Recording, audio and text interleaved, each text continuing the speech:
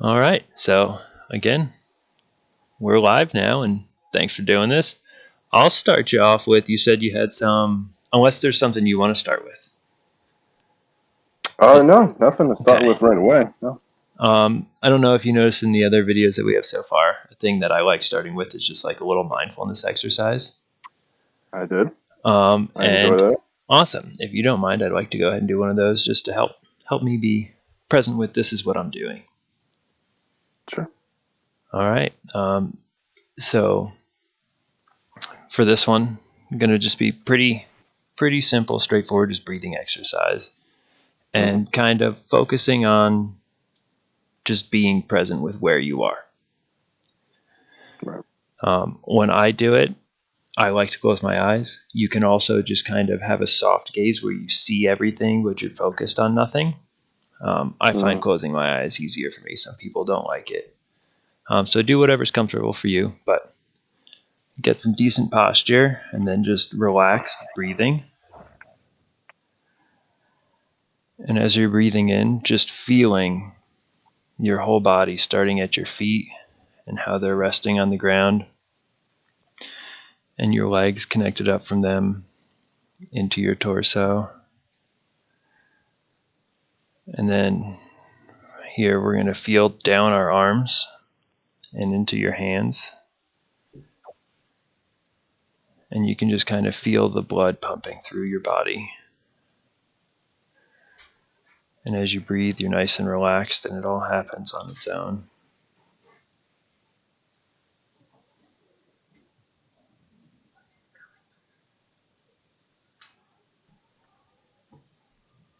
All right. And I like to do these exercises multiple times through the day, but they really help me just be a little more present, and appreciating what's right in front of me, what I'm doing, and how I'm feeling. And I feel like it gives me a way greater sense of control over my experience, and definitely appreciation too. So Right. thanks for partaking in that. Anything you'd like to reflect on of that? No, here's a question I have with that. It's actually when I saw you doing it, it was interesting to me because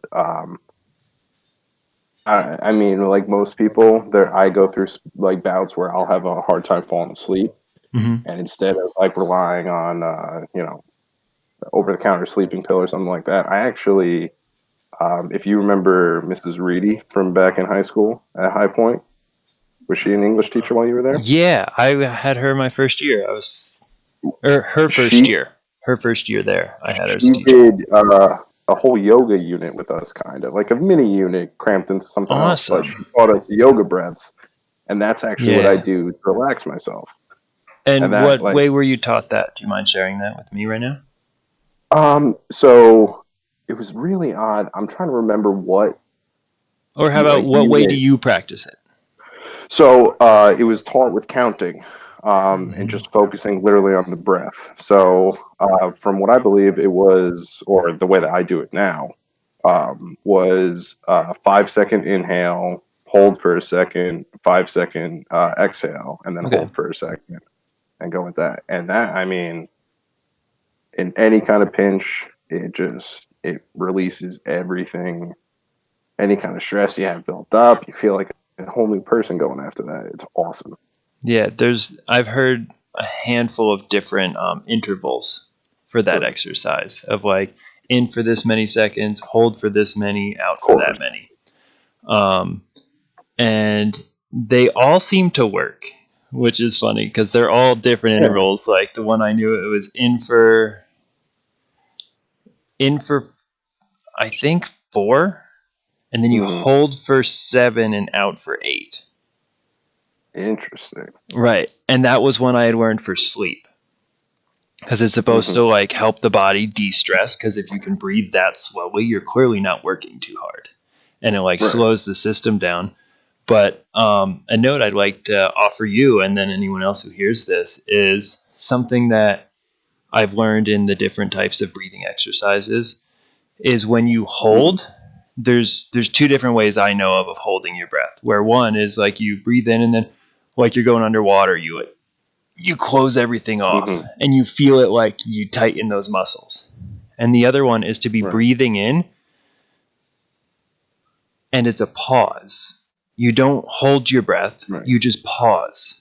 So you could breathe Right. in or out at any moment without having to open or close anything. It's all still open.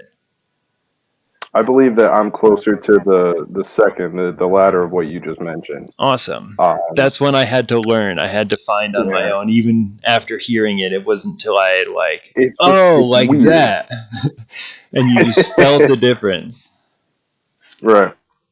Yeah, no, the whole experience was definitely something that I remember going into it back in high school. Now, God, probably 10 years ago at this point that we went through this, but she told us ahead of time what we were going to be doing. Like, oh, be prepared to do a couple yoga poses and just come in with an open mind. And young me, I was like, screw this. Like, it's just going to be an easy day in class. So that's the only thing that I cared Right. about. But I walked away from it like, this was awesome. I feel so relaxed. And, that like lingering pain in my upper back was gone for the rest of the Yeah. day. And, to this day, like I said, I still took some of that stuff with me. It's crazy. I had a bunch of really awesome classes in my undergrad, but one of them that was called Health and Healing. Mm, Some of the practices in there were pretty cool, but for one of the assignments, one of the girls did like a self experiment where she journaled about meditating. And she did it, I think, every day or maybe a couple times a day or whatever it was. But it was like mm, for her final project, she was like, well, I took up meditation instead of doing a big research project, which is what I chose to do. She did like a self experiment and just journaled about it and then like presented her right. experience.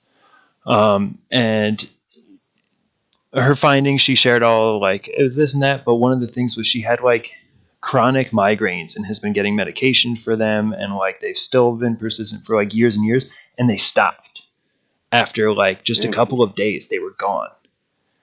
And Hmm. she was like, so I'm going to continue doing this like indefinitely until further notice because I've had this Right. awesome like experience from it.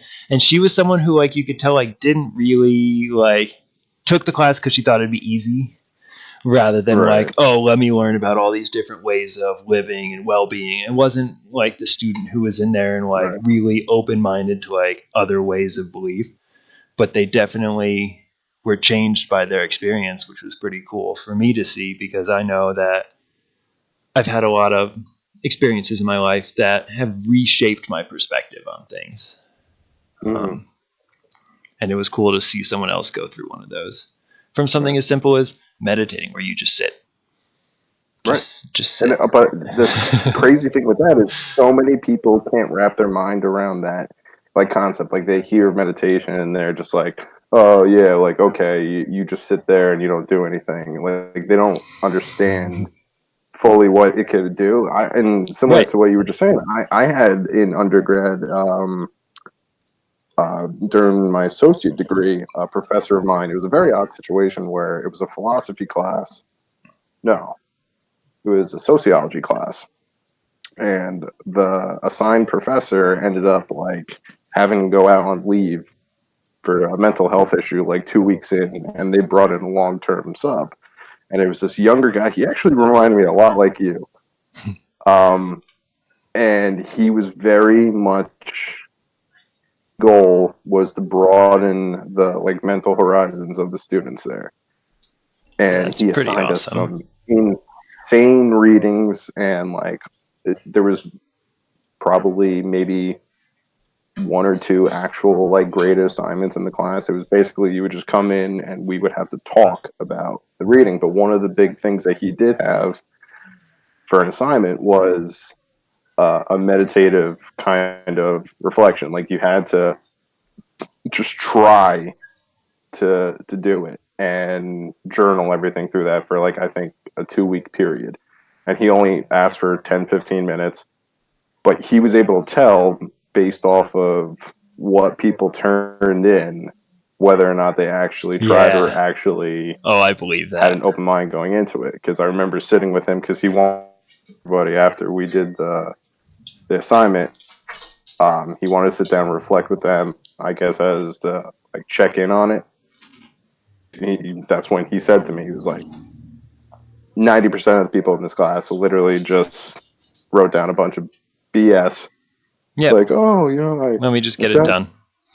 yeah, just, oh, I sat down and I cleared my mind and it was really relaxing. And that was it. And I was one of the few who was like, I sat down, I started doodling, letting my mind wander, getting to a certain point, and then allowed myself to just escape. Yeah. And yeah, it's just interesting with that. It's something that I've always tried to keep up with, but I always find myself slipping away from. Like I always rely on the yoga breaths every now and again. That's fine. Um, but see, whatever part you can use, you do use. So this is for me, but also for me, out of what we talked about, your interest might be. And I want to steer this exact topic into sports. Um, Mm-hmm. on all levels, definitely high level sports. Right. Um, of how just engaging in an activity like a sport, like men's softball, like with the work leagues types of things, or Mm-hmm. just something like just a bunch of people playing crush. What is the ball and mallet game? Croquet? Is Cricket. that it? Cricket? Cricket, I think, is Well, no, not cricket's cricket. Cricket's way like more intense than what I was talking about. The backyard game, yeah, like rich people hitting the ball under the gate. croquet. Okay, Croquet. Yep. just like something like that. You do that, and it's like just enough of an activity and just enough of something to focus on, but it's really easy. Like Mm-hmm. there's the goal, but it doesn't take much effort, and I'm just gonna like kind of Right. try. It's nice and relaxing for people. It like takes an edge off.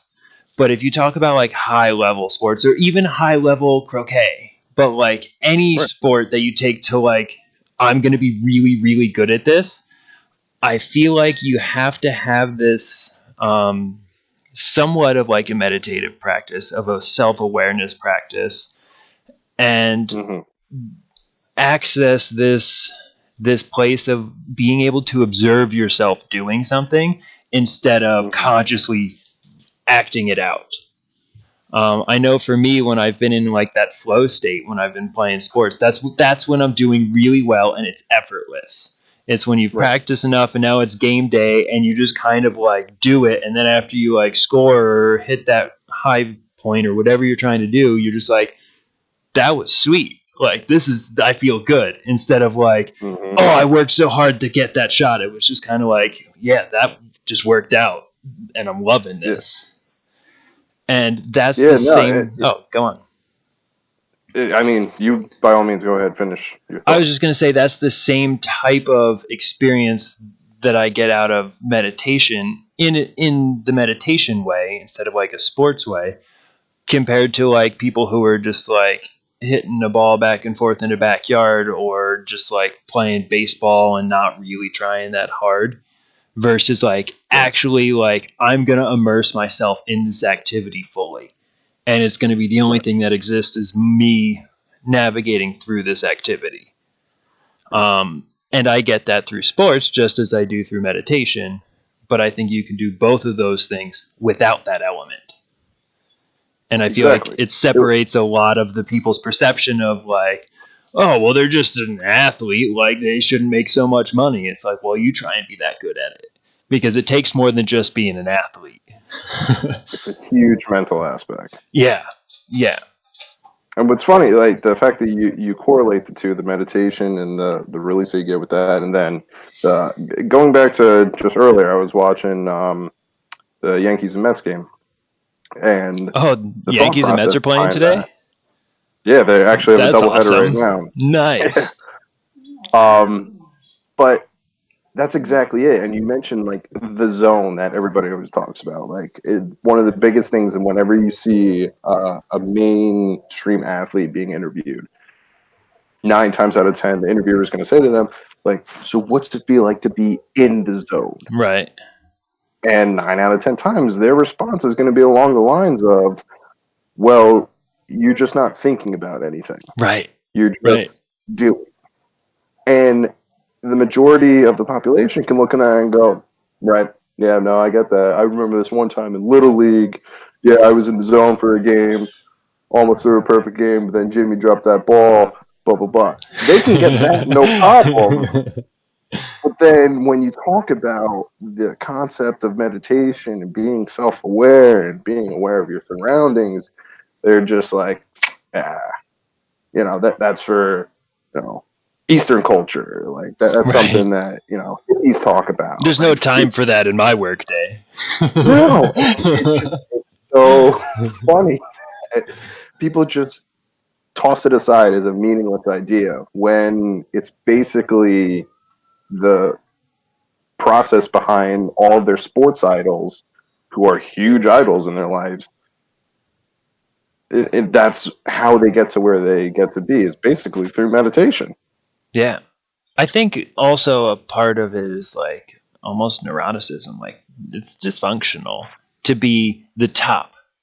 And I'm not saying it's a Mm-hmm. bad thing, but No, it's no, not like a normal, healthy functioning to give you that type of drive of I have to be the best. right. If you don't have that little bit of like you're off a little, you're not going Mm-hmm. to want to be number one. You'll want to be pretty like you'll want to be good for you, but you don't Yeah, I'll care if get this by. person next to you's better suited at it. And you're like, awesome, good for them. I'll learn from them. Cool.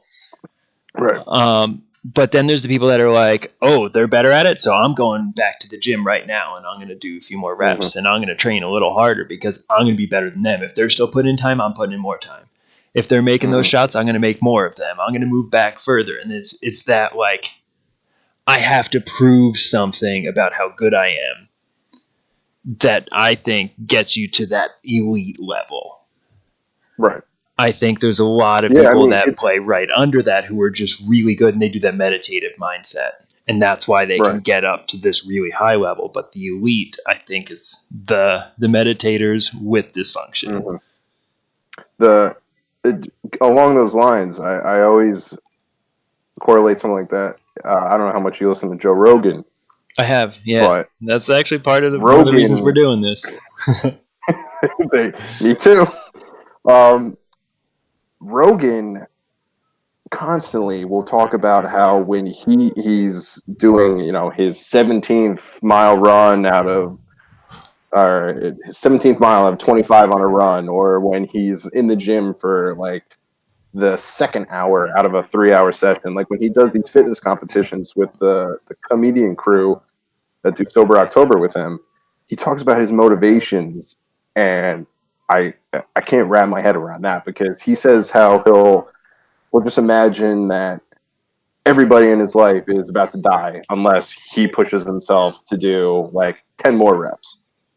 And Hmm. that is a different mentality. And Right. he even says like it's something that not a lot of people can do, but it separates those, middling tier athletes or middling tier performers to those in that elite level. Like Yep. when you literally feel like you or somebody else is about to die unless you complete this.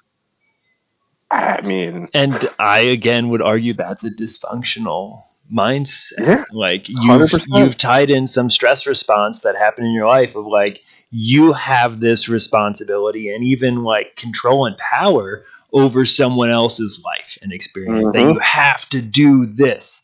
It becomes about them and Right. how you acted compared to them or for them or whatever it is, and it's like noble in a sense, but you forgot about this Yeah. Yeah. part. It's narcissism to the extreme, It's but yeah, in like such a beneficial way. well intentioned narcissism. Such an oxymoron. I'm gonna do this. I'm so great for you. Right. Look what I'm putting myself through so that you can live. I mean, well, then there's that piece of it that Crazy. I feel like a lot of soldiers and people have done. I think that I think partially is like an innate human drive, at least a male drive from my experience of like wanting to be a Mm-hmm. part of the protecting team, the good guys. Right. Um, and I think that's a little different than being the best of the good guys. Right. Yeah. It's interesting. I mean, that line almost after fight or flight, like you get to a certain point where your body's on that edge, trying to do everything it can to escape the situation, and then finding that extra to push past it Yeah. and prolong it. And I mean, science shows that it has horrible long term effects on the body Oh to yeah. keep that prolonged Oh state. yeah. But That's again, driving it's at like something that, 9,000 RPMs. yeah, yeah. But people just yearn for that and they push for it time and time and time again. It's incredible. Yeah. I just listened to an audiobook that one of my friends suggested, and actually we're gonna do a talk about it. That I don't want to say too much on it, but it talks about the human tendencies to do these types of things and this drive for being a part of something bigger and competing Hmm. and having that as like a norm for what we want, and if it's not there then we kind of create it. Right. And I feel like people, that's that yearning for that, like that stressful circumstance. Like there's all these people that are like, oh well, if there was a shooting when I was around I would do this. It's like, why are you imagining yourself in a shooting? Like, That's a horrible thing to imagine. I would do this, or I would be the person to do that, or if this happened I would jump out and save those. It's like they're looking for these moments to like be a hero in their mind, to prove Right. themselves and what how noble they would be, because we're really safe here in America. Like, Hmm. I think a lot of people ignore that most of the time, how comfortable we are. Yeah. There's really minimal threats. I'm not worried about someone crashing through my house right now. No. Yeah. Well, And that's every here's a day. perfect example in sports right now. I don't know if you saw, but Big Papi David Ortiz from the Red Sox, surefire Hall of Famer, beloved across the entire baseball community. He was just shot No, two I nights did not. ago. He went home to the Dominican Republic, and I didn't get to watch the surveillance video. Kind of didn't really want to see it, to be Yeah. honest. Like, I don't need to watch I that don't know stuff. what gratification you would really get out of seeing the video, but regardless, it's out there. The gist of it, as far as I know, is he was in a bar with a bunch of fans. He's not the type to have security around him because he's always been a man of the Yeah. people. And He's whether just a guy it's doing his thing, being, living his life. yeah, if he's home in the Dominican Republic or if he's out in the streets in Boston, if whoever wants to come around, he's always welcoming, and that's why he's as loved as he is. Guy came up behind him and shot him in the back. Went through his back, through his abdomen. He's still in intensive care right now. It looks like he's going to be fine and pull through, even though he's suffered a lot of damage. Yeah, he got shot. Yeah. But that's something that in the Dominican Happens. is way more of a commonplace than it would be here. And not to say that people don't shoot people in America. Like, obviously, No, the of world course. knows that Americans shoot each other. It But happens quite often in we that don't sense, have but these same threats in. no, And I mean, sure, I'm also privileged in my gender and my race and my socioeconomic status and where I live. Like, of course. I have those luxuries that come with that way of life that I didn't really choose. I was born into it. Convenient. Um, has its own hardships, but you think about living anywhere in Africa. I don't care where you pick, it's going to be more stressful than living most places in America. In Absolutely. some ways. In some ways. I Hmm. think there's different types of stress affecting us. Cool thing though, they play sports there too. That's Yeah, something we don't that's almost lose, a universal, right? like, People like to play games. that's why, yeah, We want to compete. as much as it can be looked down upon with how in American culture it's looked at so extravagantly and all these huge contracts, which you touched on earlier, like, oh, they're being paid too much. It's still such a huge part of our culture because I feel like it's an innate part of human culture as a whole to Yeah. need that competition in some fashion Look or at the another. Olympics. Like, That's about Yeah, who's the best in the world. Because the whole absolutely. world wants to compete in it and prove that they're the best. That sense of Yeah, like camaraderie and competition and showing your worth is, it seems to be a pretty innate, like yeah. accepted, this is what people like to do. And sure, there's people who don't care that much about the Olympics, but I bet you they still like to play games. Right.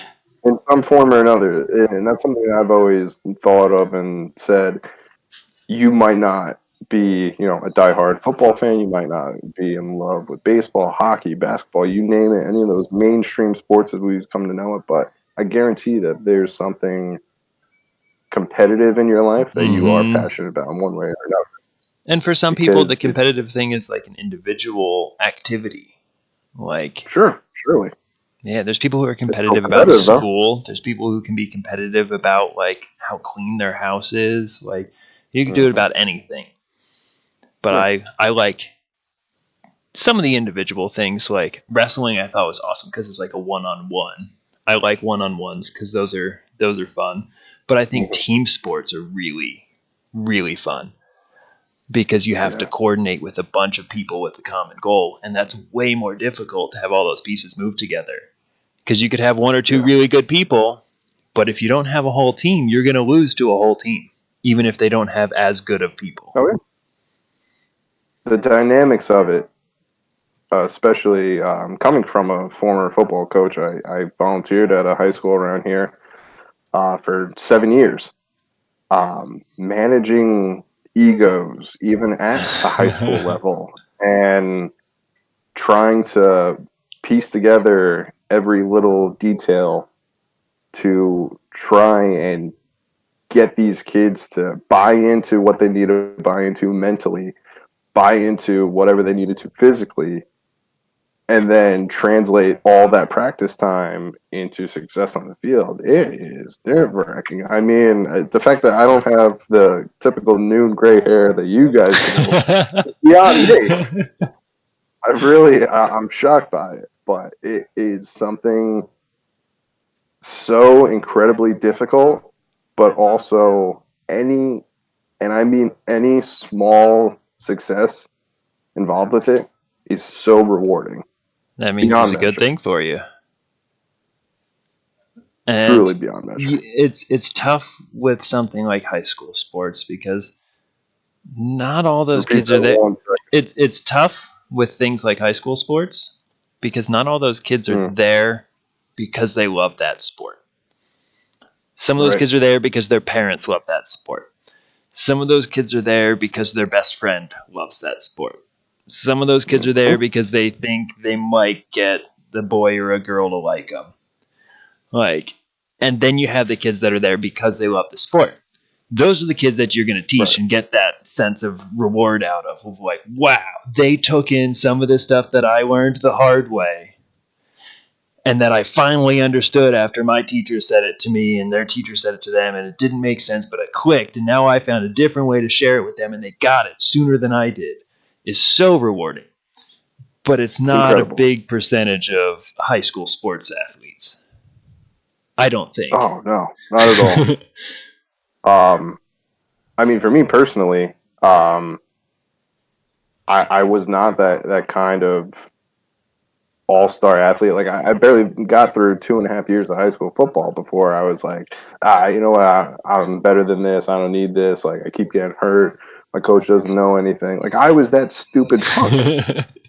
And what makes it even better for me then is because I could then turn around as a coach and level with that kid even better because I know that I've been in his shoes and Yeah, hopefully I can find a way to make that connection. Um, Sometimes you do, sometimes you don't. Like I said, I did it for 7 years, and I maybe had, if we're talking numbers, maybe 1 out of every 10 kids I was able to make that kind of connection with, which isn't that's great, that's but super great if it's you ask me. still That's an to awesome me like I'm ratio. not going to change it because it's still that connection. You're still getting that small victory in one way or another. let me do some. I have about the same odds with kids that I work with in counseling. It's about 1 Hmm. in 10 that you get that connection. And that Right. sounds terrible. Was like, what about 90% of what you're doing? And it's like, that's just because the Hmm. connection wasn't there. They weren't ready for what I was offering. Or maybe what I was offering wasn't right for them. And that's fine too. Like, it's not Yeah. because I'm great and perfect and have the best thing to offer. Like, any coach is the best. Some coaches are better than others, they have more to offer. Right. But if, so one of my teachers for Tai Chi and a lot of the like meditations and things I know, he said something that there's this like age old phrase among like the masters of martial arts that so hard is it to get a good teacher or to find a good teacher, but harder yet is it to find a good student. Yeah. And it's like everyone's like, oh well, don't go to that guy because he doesn't know what he's talking about, or this coach is all crappy, or like, oh, there's a good coach. But if you have that one coach that's really good, they're only going to have 1 out of 10 players that are really good Hmm. at being a student. And Right. that's the thing, is like 90% of like the people you try and serve aren't ready to receive what you're offering, which Hmm. is that's most of them. That's an A by school standards. Yeah. Absolutely. That you Yeah. have to be that 1% or that 10% to just be ready for it.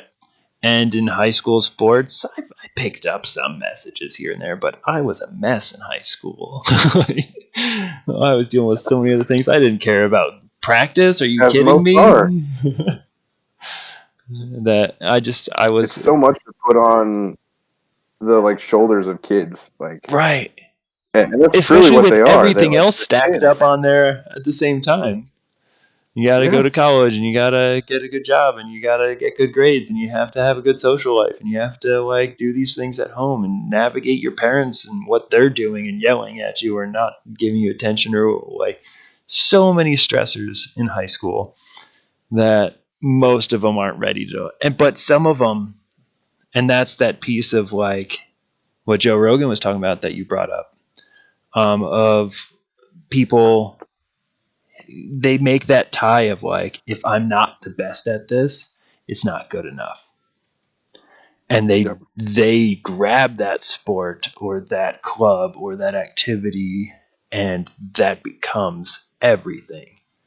Hmm. And then they're incredible at it.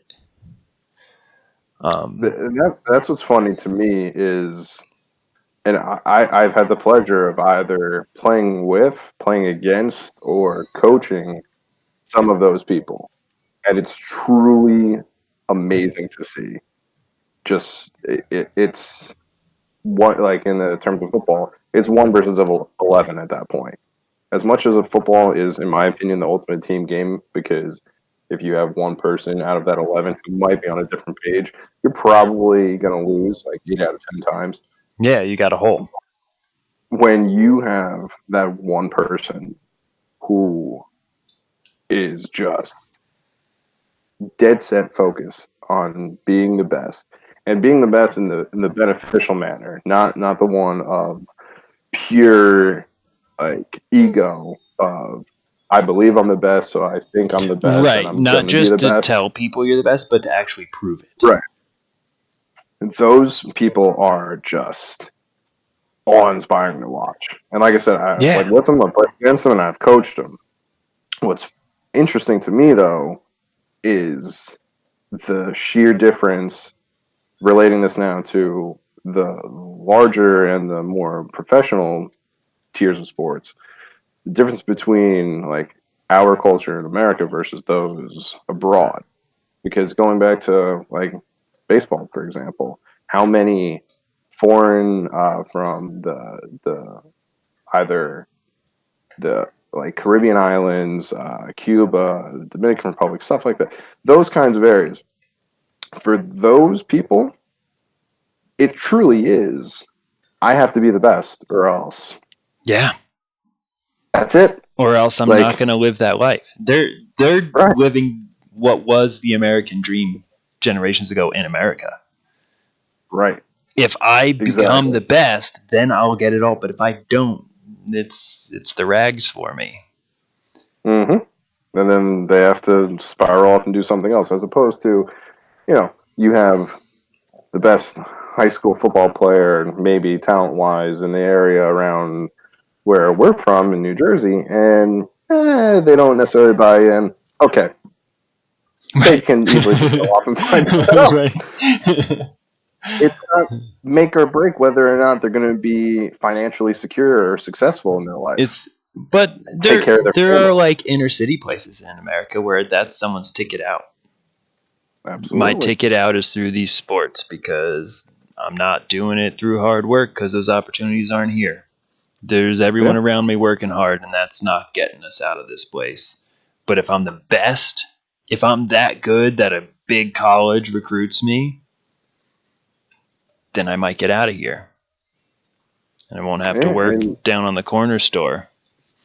to me, that's the ultimate catch 22 because you see it a lot now with going into the NFL of all these top players who a lot of them are, African Americans who grew up in necessarily not the best areas. And they did have to buy into that concept of being the best to get to the Mm-hmm. next level to then provide and take care of either whatever family that they were looking to take care of, whether they just wanted to get themselves out of the situation. And they had to, because of that, create basically this almost alter ego to get to whatever level that they need to be. And then once they get to where they need, they're crucified for it, basically. Like I Yeah. look at a guy like Odell Beckham Jr., who is recently with the Giants, now traded to the Cleveland Browns, and that was basically his entire athletic career was building himself into this ultimate machine where I am number one, nobody can touch me, and this is why. And it basically came to pass. It did come to pass, and he got to that mountaintop, but he throwing stones at him up there because hey, good for you for getting up there, but quiet down now. Like we don't want to hear from you. Continue to do what you do, but be quiet. But he kind of has no choice because that's the situation he was forced into. Yeah, it's almost like That alter people, it ego. sounds like people were ready for someone to take him over then. They want the next one already. It's like, where's the new iPhone? I just got this one. Are you still with me? I'm going to be taking a brief intermission, waiting for Brian to come back.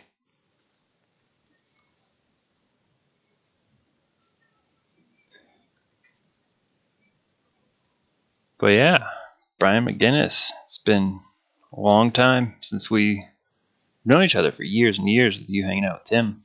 But I haven't seen you in a while, and it's funny that like each time I run into you, it's like I do this double take, and I'm like, wait, what? Oh yeah, that's Brian, and then like we both have that connection immediately right after that moment, and I mean it always throws me off too because like it seems to be in passing, like you're at work, and I'm like, wait, what? It doesn't register that I would be seeing you in like whatever facility I was walking into, or like I'll drive by you. Oh, looks like you're back. Oh, there we go. Yeah, I was just telling you about how I just run into you randomly, and it always catches me off guard, and I have like this double take of like, wait, what? And then my brain's like, that's Brian McGuinness, and I'm like, oh, Brian, because it's Oh, always hey, like pal. I've seen you at work a couple times. I've seen you in passing, like in weird places, like the grocery store, like a gas station or something, and it's Right. just like, wait, why is my? I know that. Oh, it's Brian, and it always just like clicks. And then like I feel like Yeah, you have that same thing. We'll like have that eye contact, and then, like it registers all real fast in our mind. But there's this like weird lag period before it. That I don't know. I miss you, man. I'm glad we're having this talk. yeah, it's going great, dude. Well, let me just fix this. Bu- bu- bu- bu-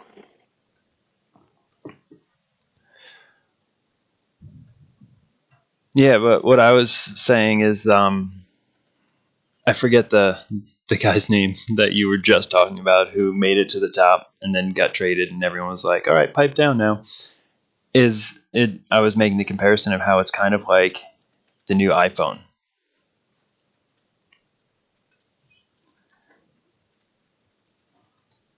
There you go.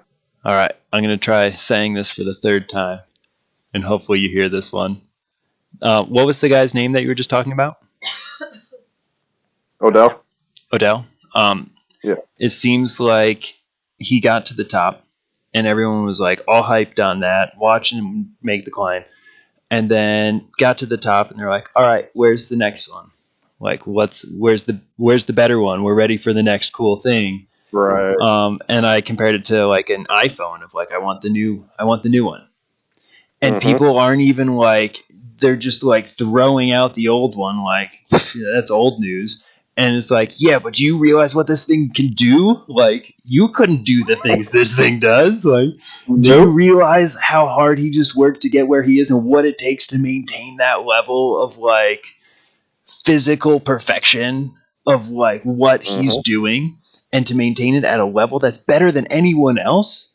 Like, that's Yeah. insane. And people are like, yeah, but where's the better one?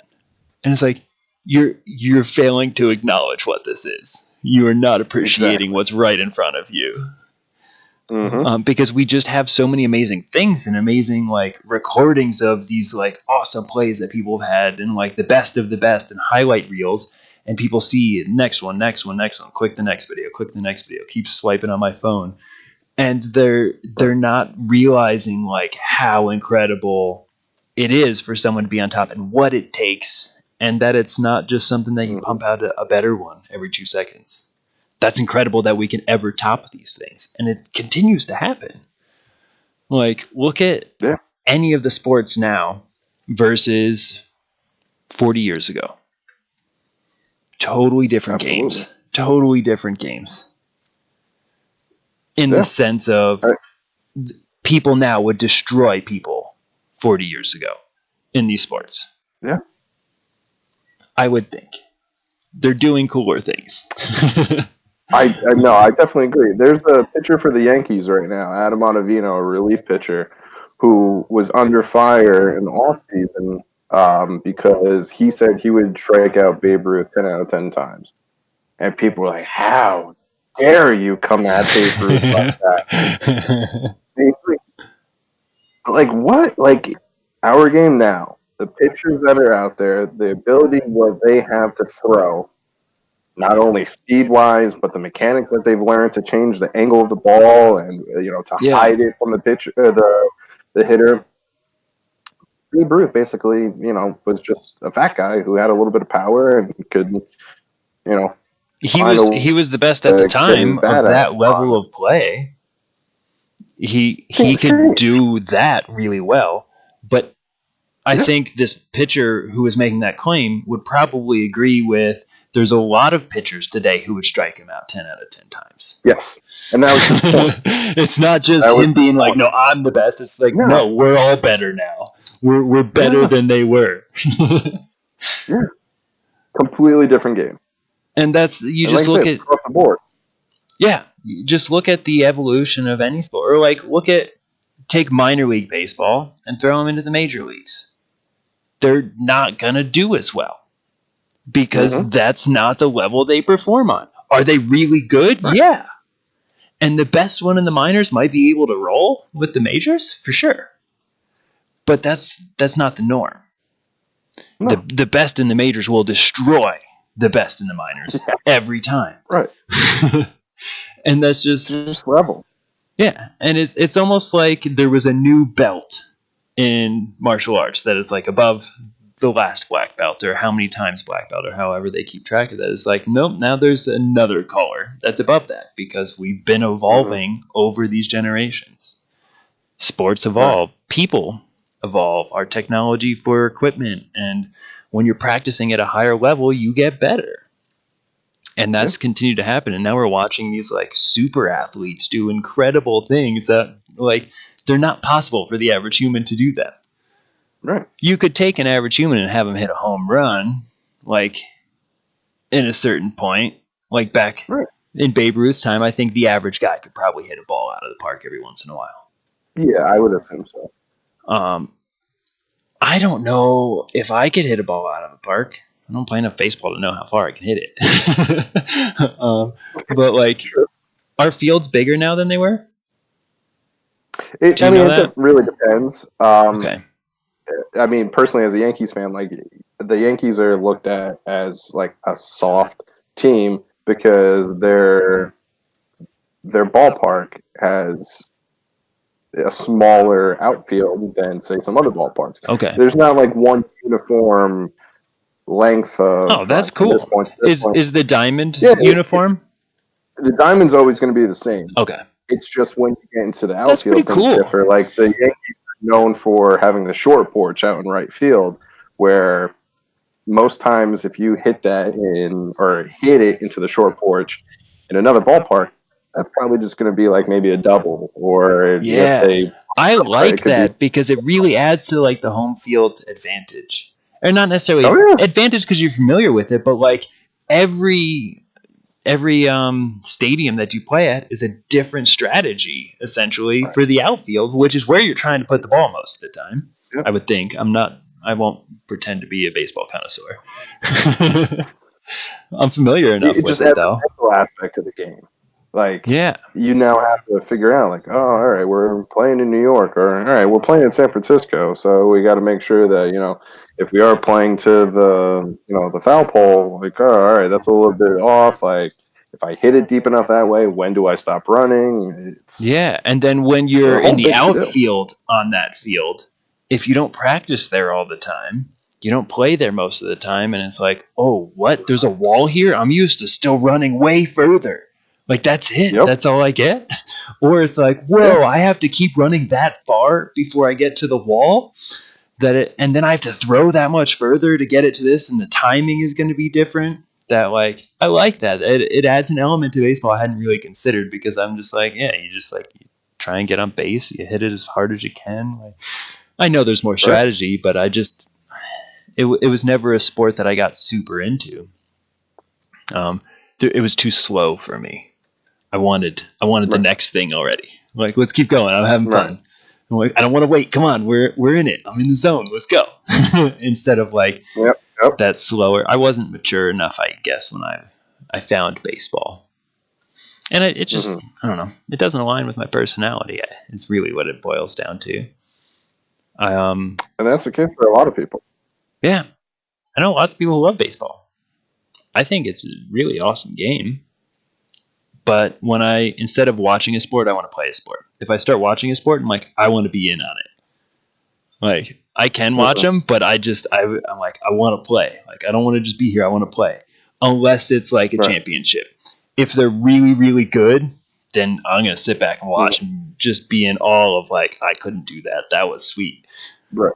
Um, but yeah, I want to play, and that leaves me not watching many sports. It's like I'd rather go Yeah. outside and play I understand. them. It's more hands on, and you feel more connected in that sense. I would say. Yeah, I will say that when you watch someone who's really good at it, and you can tell they're in the zone or in that flow state, Mm-hmm. um, I can watch that. If there is that one player or a team, because teams can do it too. The team Mm-hmm. can be functioning in that flow state where it's just like effortless, going through the motions, and I can almost kind of tap into that a little bit. Um, Mm-hmm. it helps me be present and mindful and just immersed in what's happening right now.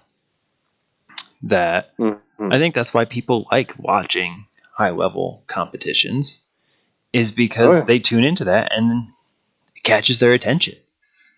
They're not thinking about other stuff. They're just watching that Right. one thing. It's like, hey, guess what? That's meditation. You're just Surprise. distracted with a sport or a TV show. Right. I mean, honestly, I believe that like any sport regardless of your base interest of it to begin with. If you, and I think that's why, like, you see highlights and everything on whatever it be, like Sports Center, even stuff that you see across social media, people will just end up sitting there watching it because when you do get that person or that team that is in the zone, you can't help but admire it Yeah. because Yeah. it's that top elite level of something that is, in essence, we all yearn for in that competition. And it's just something special to watch.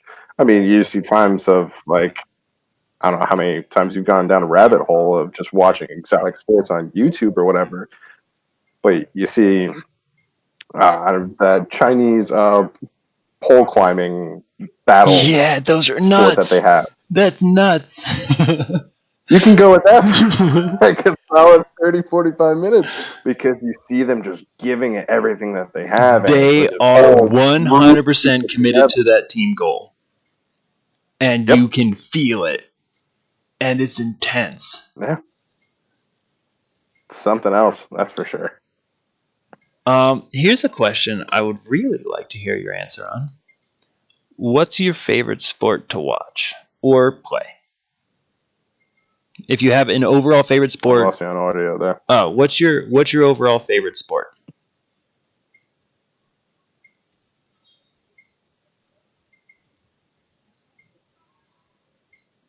Do you got me? Yeah, can you hear me? I thought you were thinking. How about now? Try that one more time. How about now? Nothing. Hmm. Anything now? Gotcha. All right, I'm gonna have you put your headphones back in because I'm hearing my audio in yours. Yeah, we don't want that.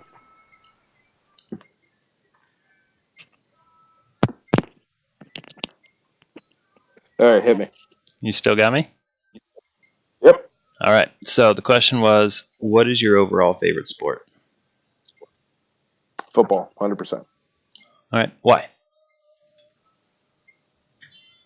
Yeah, it's I don't know, and it's funny because like I mentioned earlier, I didn't start playing until I was a freshman in high school. Um, B, didn't really fall in love with it at that point. It, I got through 2.5 years. I got hurt basically every time I did anything because I was an idiot and didn't know what I was doing. Didn't pay attention enough. Didn't have the right Um, mentors ahead of you. well, funny enough, I did. I mean, my head coach at the time, I'm actually good friends with now. My freshman coach was one of my best friends and godfather to three of his kids, whether or not he'll admit it, but I am. Um, I have so many of my close best friends from the team that I played with. It's just, I don't know. To me, I think I was just made to be a coach and not a player, which I think there's a lot of Yeah. people out there that are like that. Um, I don't know what singular moment made me fall in love with the sport, but it was sometime in between not playing and after graduating high school. I don't know. Ended up studying more football after I stopped playing just because I think it was part of that being a punk, that narcissism. Like, I know better than coach. Like, this is how you Hmm. actually run a defense. And I would give everything I could and I would study like this formation, then this formation, and this. And then when I graduated high school, I knew that I wanted to do something involved with coaching or football in some way or another. So I said to myself, well, my former freshman coach was over at another school district. I was like, oh, maybe he'll let me come by and like help out. And I went over and I met with their head coach, and I was there on like a part time basis whenever I can make it in between work or school schedules. And that's when I knew that that was what I needed to do with my life. And it took me a little while to figure it out because I still thought like, oh, I'll try and go to school and maybe become a college coach and work my way into the NFL, which is an attainable dream at some level, but realistically, you need to make so many connections to then propel yourself forward and, make yourself look better than this person and that person. It's It's a political. rough life. But then when I realized, well, why not just become a high school coach and a high school physical education teacher? You would end up just doing what you love and have a better access to it. I think that's when everything fully came together for me, and I realized a dream that was there that I didn't know was truly there. Yeah. Ever since then, it was just um, it's been uh, just something that centers me. Going back to, if you have trouble sleeping, whatever, we mentioned the yoga breaths and stuff like that. If my mind's wandering on me and I got a million things going on, I just need to clear my mind. I'll sit down with a blank piece of paper and just doodle away football plays until I'm me again, just back to That's even awesome. keel. It's something. That's awesome that you have that and you found it. Really, I think everyone has that to a degree, but that you found it through something that's so tangible to you, like Mm-hmm. football. Right. Um, that's I don't know. That's awesome. Thank you for sharing that. No, Um, of course. what is it about football that you like, or is it just it feels right and there's not words for it, or is there elements of that specific game that resonate It's with you? part of it has to do with what I mentioned earlier, how I feel like it's the ultimate team sport.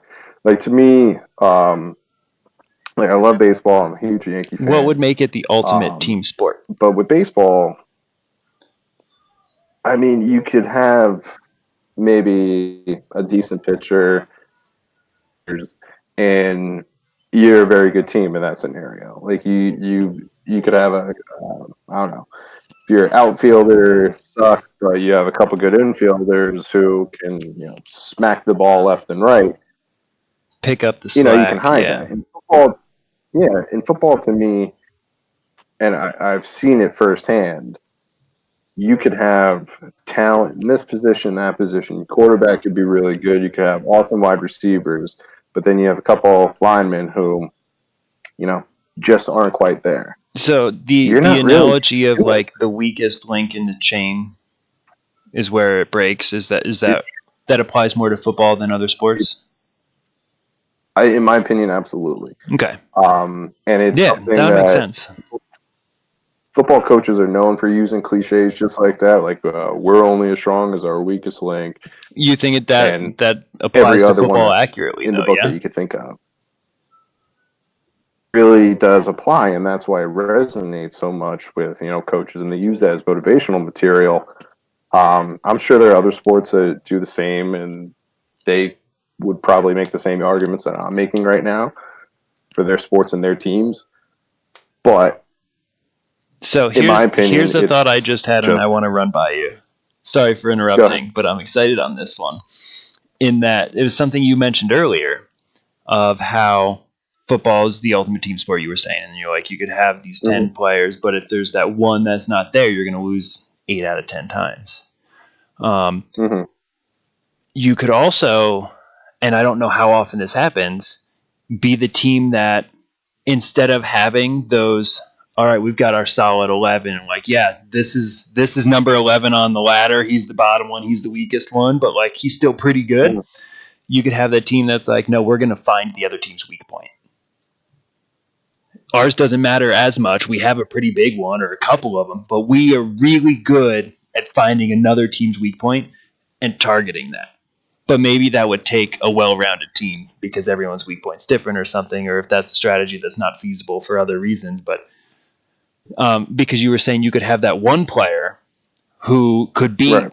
that other team who has that one weak link every time in football, Mm-hmm. and it doesn't take all 11, it takes one who's that driven and that good that maybe you just get like 3 or 4 of them on your team, and then you just crush everyone. Well, so here's the thing with Until that, you find a and team that doesn't have a what weak link, I guess. well, That would work every team until has you're a at weak the link. I elite. promise you that. Okay. I promise you. Even Fair enough. Fair enough. I guess and it's inherent. It might just be a really strong weak link. right, and that's to me on the coaching side, being able to recognize on your own self that you do have an Achilles heel or multiple Mm-hmm. Achilles heels, you have strengths and weaknesses. A lot of coaches honestly won't admit that. They'll think like, "Oh, we're Yeah. amazing at this, and I don't worry about the other stuff." But going back to having that one, like that point that I made, like having that one player who can single-handedly take on that other team, it's honestly more of what they put forth as a teammate, because they're the kind of people, from my experience, that I've either played against, played with, coached. They're the kind of person who they're doing it for the right reasons. They're putting the team on their back, but their teammates also buy into it and they follow them Yeah. blindly. So even though it's that one player who's incredible and talent beyond talent, it's the atmosphere that they put forth that allows the entire team behind them to buy in. And those weak links helps a little bit because they're all grabbing onto each other. You basically get just a ball of weak links, and you can't break into that ball, or you can't break behind the wall that they create with themselves.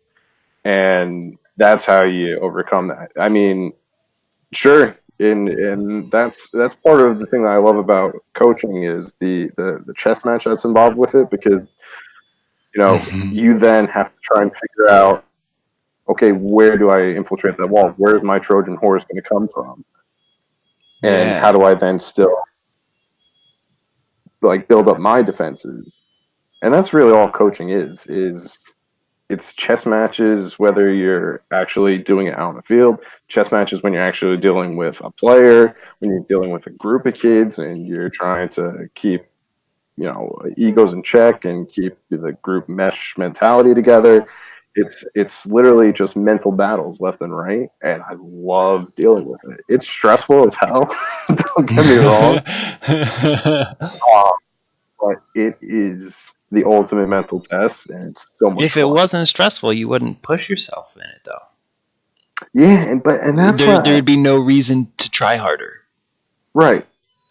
And I've coached with guys who are just like me, and well, I guess I should say I've learned that mentality of it from people that I've coached with and people that I've taken things from, because that's all really coaching is. You recognize what that guy's doing, you recognize what that guy's doing, you like something from there, you don't really like that, you take that and you remember to block that away.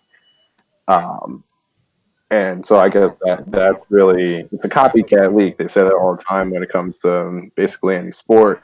It's a copycat game when it comes to sports as general as a coach.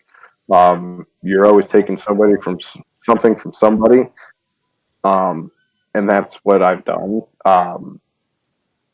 But there's also plenty of people that I've seen the stuff that I don't like. Like they're basically just doing it as an ego thing, Right. where they thought that they were the best thing since sliced bread, and they're now going to impart their knowledge onto these lucky young kids who are basically forced to sit there and listen to them. Right.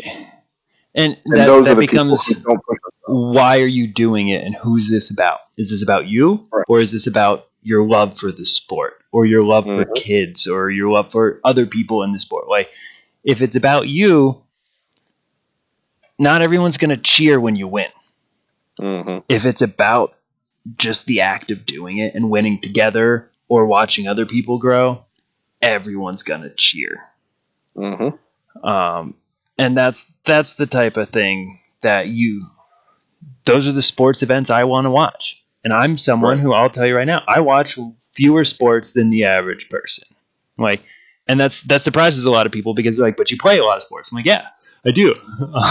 But I I don't want to play know it. That's it. I don't know the professionals in the sports and I don't watch them play. Like I know a lot of people who don't play sports that still watch football or baseball and they're like Oh up yeah. on the different athletes and I'm like, I don't know.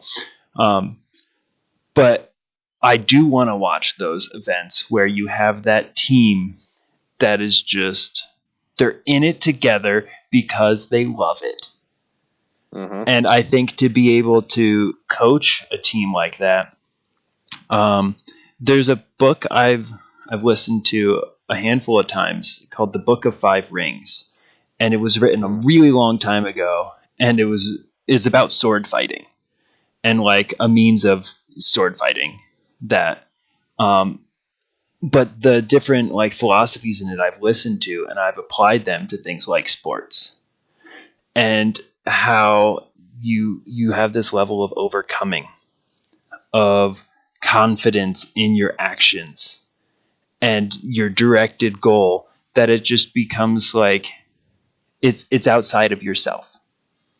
And Right. when that's happening, I think we all just tune into it, Yeah. regardless of if you like that sport or not. When you watch that, you're gonna be like, "Wow, that was cool."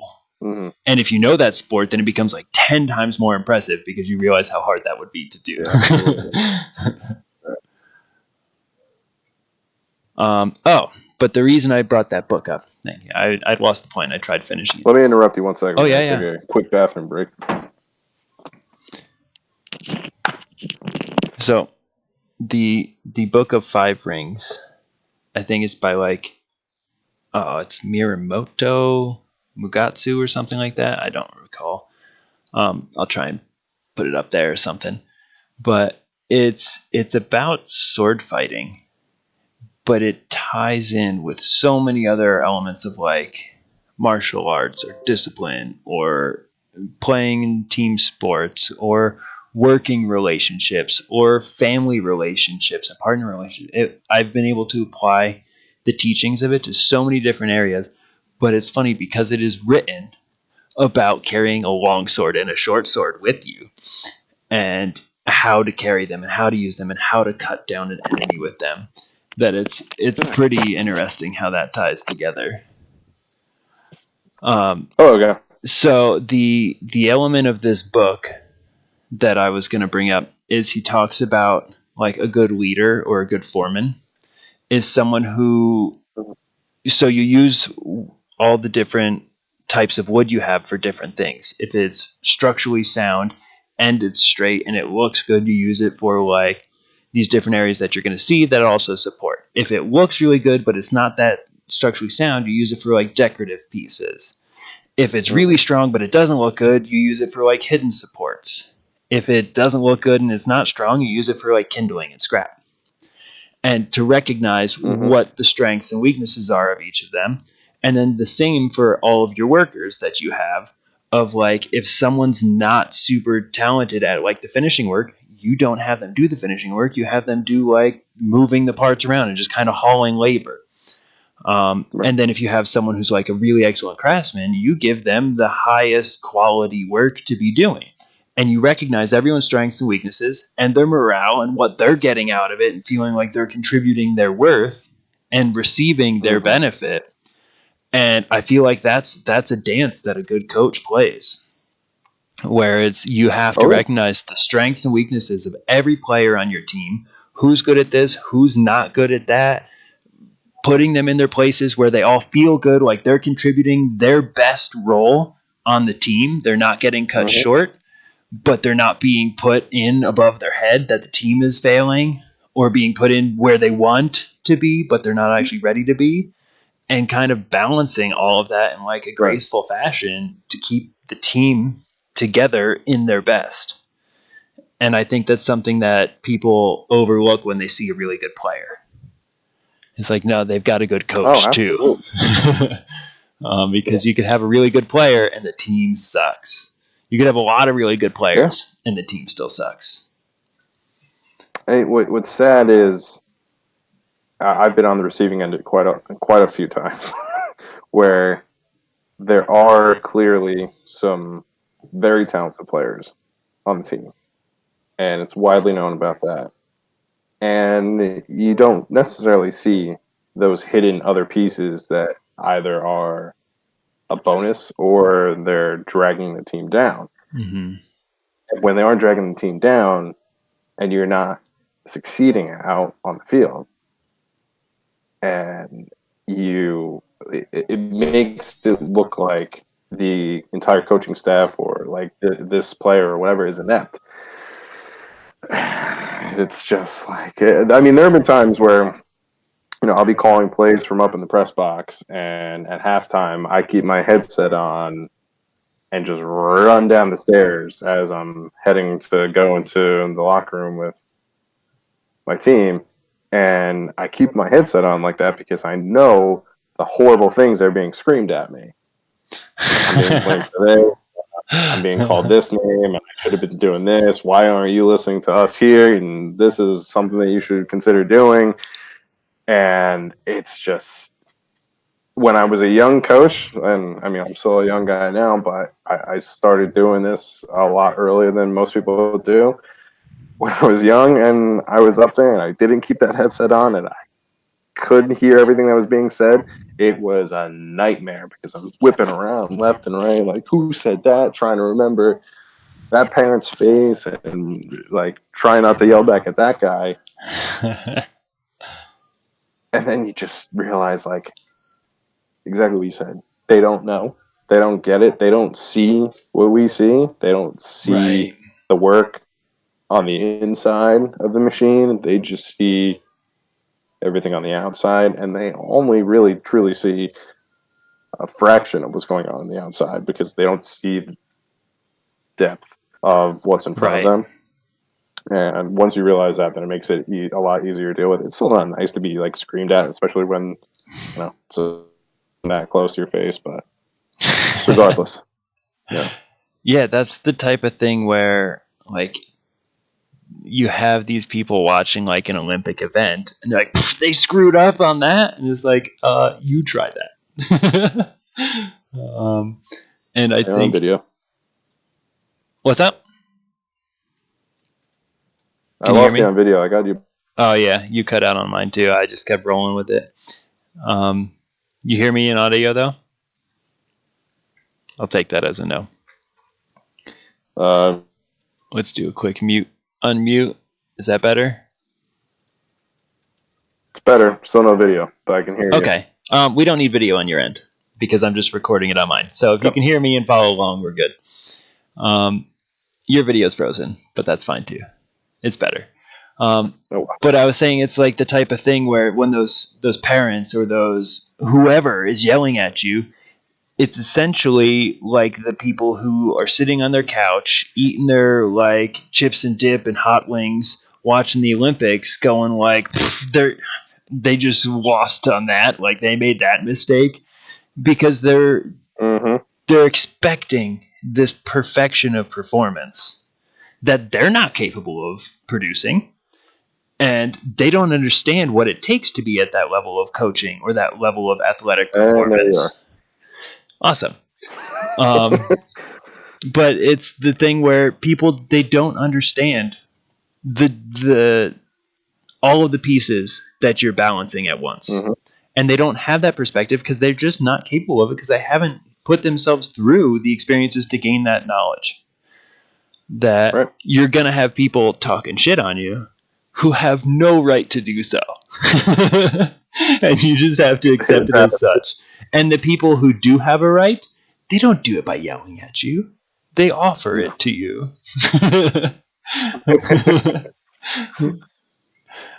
Or they expect you to seek it out and they'll just like leave you to your own. Like they don't need to tell you what to do. So the people who know, they're not the ones yelling at you. If someone's yelling at you, you can 9 times out of 10, probably 99 times out of 100, just go like, whatever. You're cute. Thanks. I'll consider what you said, but I'm not going to carry it with any weight. I'm going to write that down. That was good. Thank you. Yeah, right on your hand. That's a great way to look at it, though. I'll look at what you said, but I'm not going to hold this because of the source. I'm not going to trust this information. No. People are going to be mad at you if what they want isn't happening. And something I thought you were going to say earlier, but you didn't, was things like the coach's son. The kid who gets the playtime, who doesn't really deserve it, except that his dad's a coach and wants his son to be the pitcher or the Right. quarterback or the point guard. And it's like, yeah, but your son sucks. Like, That's something that I've encountered quite a few times already. And it kind of feeds into what I was talking about with like being screamed at, walking down from the press box or wherever it may be. When you get those criticisms, it's usually coming from the same person. It's usually coming from the mother or father who had their child be an all-star in whatever sport, and they were receiving preferential treatment in that sport. yeah, Where they were the running back on the team, they were getting the ball, and they were just faster than everybody. So what the coach would do is just toss it to them on the outside and let them outrun everybody for a touchdown 9 times a game. And when that stupid backyard bullshit doesn't work in the high school level, they don't understand that. right. And those are the people who are screaming Just at give you. it to my boy if you want to win. Exactly. And it's comical, but the saddest part about it is, especially in those situations, it affects the kid. Yep, that's what I was gonna say. And I've That's seen it so bad for their self-worth. where I've seen it one of two ways, where they're either this egotistical monster who becomes a cancer to the team truly because they don't understand either the team goals as a whole or what their role is, within the The team team. goals are to help me be the all-star because that's who I am. Exactly. Or you see the opposite way, and I think the second way might be even sadder, where Yeah, and I think more prevalent too. they've come to the self-realization of, well, no, I'm not really that much of a star. Like, I'm that good. My dad was just putting me into this situation, or you know, I can the never meet this expectation and I'm a failure. I'm right. not good enough is And what they start to internalize. those kids are so incredibly hard to reach, and they Oh, end up yeah. usually just quitting on their own, but just in a complete sense, not just in a sports sense. They just they quit on academic goals, physical Yeah, they goals, give up on emotional everything. goals, and it's horrible to watch. Yep, I'm not worth this because I can't do it. I'm not good enough, and that's been proven to me. Like, I wasn't the all-star, and that was my identity, so now I'm no one. I'm a nobody. And they just throw in the towel. Are you hearing me? I'm going to take that as a no. You nodded your head yes, though. I think you're waiting for it to come back. I think I lost it. How about now? Sometimes I've just been muting it and unmuting it. Yeah, we've been having some tech issues on this one. We'll have to iron this out. Did that change anything for you? Get a nice close up of you. How about me? Oh,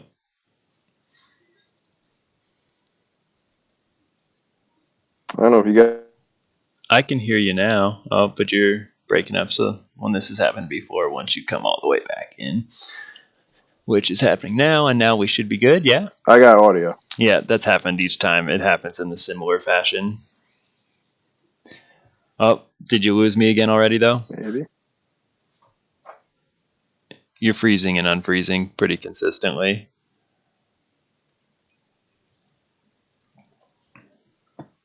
I got video. And how about audio? Audio, a little bit. Yeah.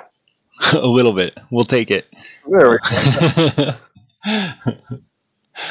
Yeah, but All it's right. tough for those people who go through being put on that pedestal, and that's like an identity that is handed to them. They don't choose that as a child. Their parents or their coach, usually their parents, choose that for them. You're the best. You're the best when they're not. It's different when everyone's like, "You're the best at this," and you're like, "What, really?"